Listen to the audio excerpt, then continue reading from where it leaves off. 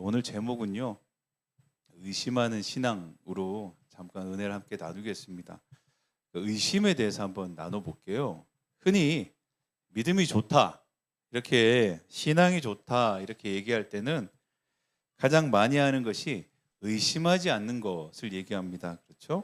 그래서 많은 사람들이요, 이 신앙 안에서 이해가 잘 안 되고 실제 믿어지지 않더라도요, 일단 무조건 믿습니다 해야 돼요. 일단 무조건 아멘 해야 돼요. 그래야 이것이 믿음이 좋은 곳으로, 이것이 하나님이 기뻐하는 믿음이라고 우리가 기억하고 있습니다. 알고 있습니다. 그리고 주변 사람들도 정말 믿음이 좋구나라고 그 사람을 이렇게 칭찬하기 시작해요. 그런데 이 영적인 것은 보이지 않기 때문에 우리가 어떻게 알 수 없어요. 그래서 믿음이라는 것 받아들일 때 초자연적인 것, 우리 눈에 보이지 않는 것을 그냥 맹목적으로 받아들이다 보면 정말 현실과 믿음이 동떨어지게 살아갈 수 있다라는 거예요. 여러분, 한번 이렇게 질문 한번 해봅시다. 우리가 하나님을 의심합니다. 혹은 예수님의 말씀을 의심할 때가 있습니다. 그러면 하나님이 기분 나빠하실까라는 거예요. 그리고 우리를 책망하실까라는 거예요. 하나님은요, 우리가 그분을 의심해도 절대 기분 나빠하지 않으세요. 오히려 그 의심을 통해서요, 하나님은 스스로 우리에게 당신을 드러내십니다. 그리고 우리와 하나님의 사이 그 신뢰를 더욱더 공고하게 세워가시는 분이에요. 하나님은 하나님을 알아가려는 자에게 주님은 당신을 나타내십니다. 우리가 살아가는 삶 가운데 때로는 우리 마음 가운데 믿어지지 않고 때로는 그 모든 것들 가운데 우리가 다시 한번 고민이 될 때 하나님은 그것을 다시 한번 점검하고 돌아보고 의심해 보라고 말씀하십니다. 여러분, 의심이 부정적인 이유는요, 우리가 의심하는 것과 불신하는 것을 굉장히 혼돈하고 있기 때문이에요. 의심이라는 건요, 어떤 특정 대상과 사물을 다르게 여기는 걸 의심이라고 그래요. 다른 말로 이상히 여긴다 그러죠. 조금 더 다르게 여기는 거예요. 모든 사람이 다 이렇다고 할 때 이렇진 않을까라고 생각하는 걸 의심이라는 거예요. 근데 불신은 뭐냐면요, 특정 대상을 아예 인정하지 않는 걸 불신이라고 그래요. 그래서요, 불신이라는 것과 맹신이라고 그러죠. 광신이라고도 얘기합니다. 이거는요, 방향이나 목적이 다를 뿐 똑같은 상태를 말하고 있어요. 어떤 말과 어떤 설명에도 아무 관계 없어요. 내가 이미 결정한 것을 절대적으로 신뢰하는 것을 맹신이라고 그러고요, 불신이라고 하기도 합니다. 그렇죠? 이런 사람들은요, 자기가 믿는 것만 계속 믿고요, 보고 싶은 것만 계속 봐요. 근데 의심은 그게 아니에요, 여러분. 의심은요, 사실을 확인해 가는 과정이에요. 정말 그럴까? 정말 그게 맞을까? 그리고 진실을 발견해 가는 과정이라는 거예요. 물론요, 이 성향이 반골 기질이 있는 사람들이 있어요. 그래서 무조건 반대로 가는 사람들도 분명히 있어요. 그래서 우리는 그런 사람들 좀 부정적으로 보기도 합니다, 사실. 그런데요, 그런 의심들, 어쩌면 경향성일 수도 있고요, 성격일 수도 있지만 그런 의심들이요, 어느 편향만 한쪽으로만 치우쳐지지 않는다면 그거는 진리를, 어쩌면 진실을 발견해가는 출발점이 될 수 있어요. 여러분, 의심하지 않고 어떻게 믿음이 견고해질 수가 있습니까, 사실? 어떻게 여러분 의심하지 않으면 관계 안에 신뢰를 쌓아갈 수 있습니까? 맹목적인 건 없어요. 그저 믿을 만한 건 사실 없어요, 여러분. 그저 믿고 있다, 그냥 아무 근거 없이 믿고 있다고 얘기하는 것은 그런 말이 안 돼요. 그죠? 믿습니다고 할 때 그 믿음의 근거와 우리가 그 믿음을 한 번이라도 점검해보고 살아갔냐라는 거예요. 그렇죠? 신앙과 믿음은요, 스스로 의심하면서 자기네 삶을 검증해가는 과정이에요. 그죠? 그래야 우리가 방향이 정확한지를 사실을 정확하게 알 수 있다는 거예요. 물어보면 다들 옳아요. 다들 옳다고 생각해요. 다들 옳은 길을 가고 있다고 착각을 해요. 다들 하나님이 함께 하신다고 사람들은 이야기를 해요. 그죠? 벗어나 있다는 것, 중심을 잃어버린 것, 나중에 압니다. 우리가 조금 벗어났구나를 결과를 통해 압니다. 왜 그렇습니까?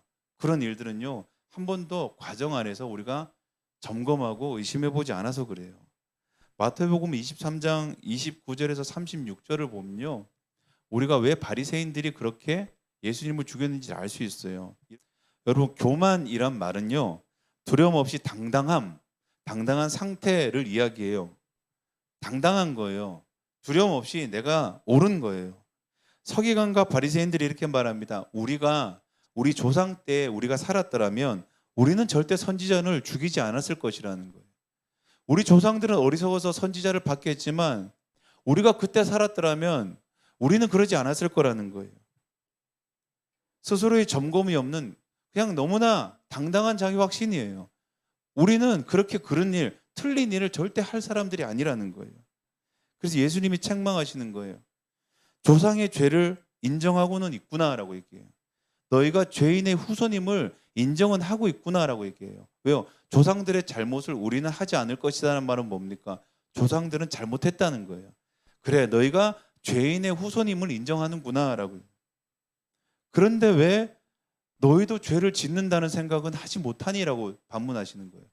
너희 조상이 잘못한다면 너희도 잘못할 수 있진 않니? 라고 물어봐요. 근데 그들은 뭐라고 하니까 아니요.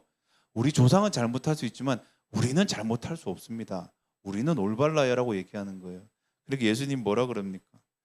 조상들의 악한 일을 마저 채워라 이렇게 얘기해요. 이 말은요. 너희 또한 조상들의 그 일을 여전히 반복할 것이다 이렇게 주님 말씀하세요.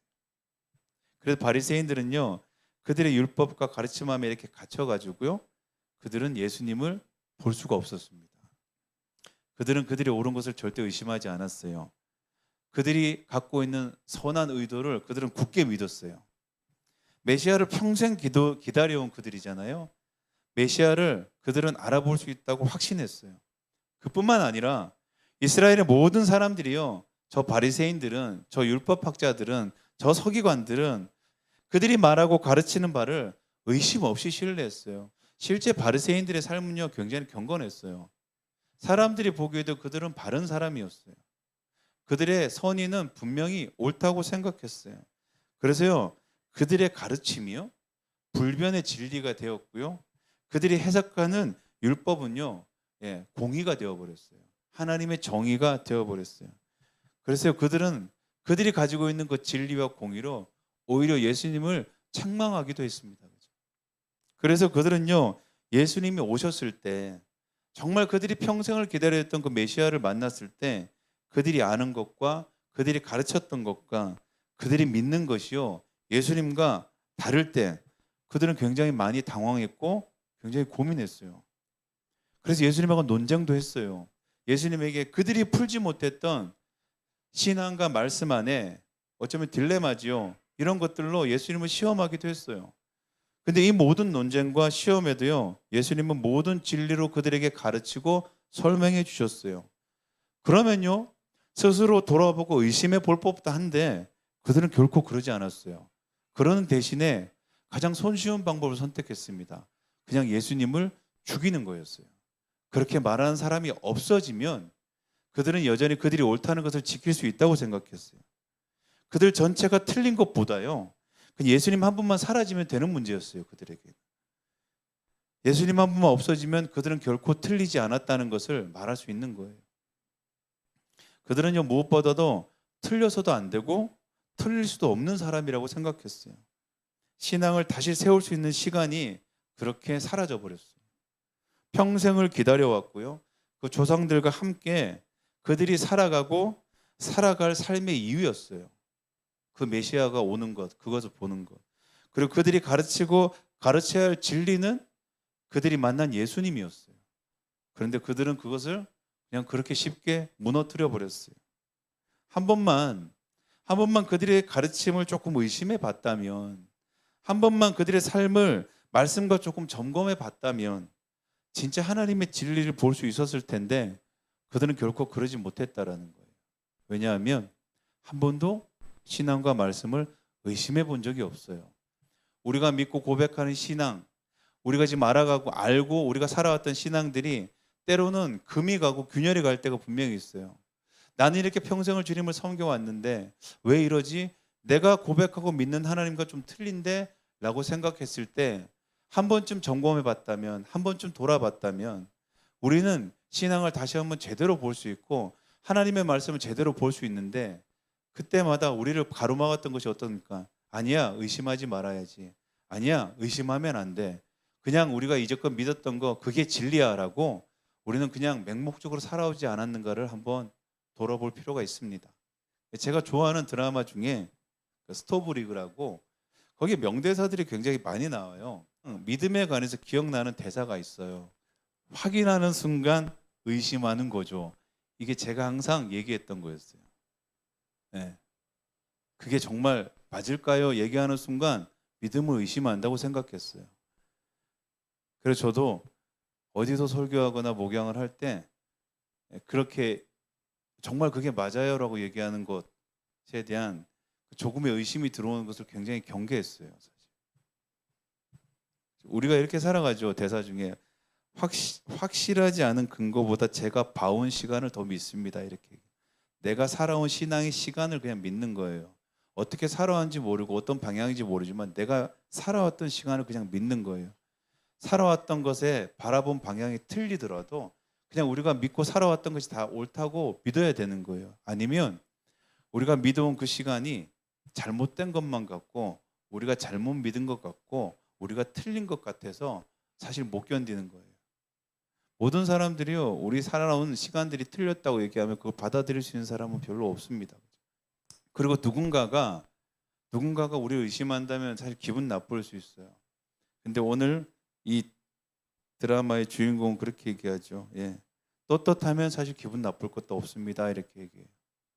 왜냐하면 그 의심이 내가 정직하다면, 누군가 나의 정직을 의심한다면 그 의심이 나를 더 정직하다는 걸 드러낸다는 거예요. 누군가가 나의 의도를 의심한다면, 내가 떳떳하다면 나에게 의도가 없는 것이 증명된다라고 얘기하는 거예요. 의심하는 우리에게 믿음이 없다고 주님께서는 책망하지 않으십니다. 주님이 언제 책망하시느냐? 불신하는 자들을 책망하십니다. 하나님을 인정하고 하나님을 알아가길 원치 않고 하나님이 틀렸다고 아니면 하나님이 무조건 맞다고 나오는 사람들, 알고 싶지도 알아가고 싶지도 않은 채 그저 그냥 굳어져 버린 채 살아가는 사람들, 그것이 맹신이든 불신이든 그들은 하나님과 관계없는 사람이라고 주님 말하고 있습니다. 우리 안에요, 어쩌면 당연히 여겼던 것들, 당연히 옳다고 생각했던 것들, 누군가가 옳다고 얘기했던 것들, 그냥 우리가 의심 없이 받아들였던 신앙의 모든 것들 한 번쯤 점검하고 한 번쯤 돌아본다면요, 그 의심은 우리의 신앙을 다시금 세울 거예요. 다시금 방향을 잡을 거예요. 우리의 믿음을 더욱더 굳건히 세울 줄 믿습니다. 그 은혜가 우리 가운데 있기를 간절히 축원합니다. 기도하겠습니다.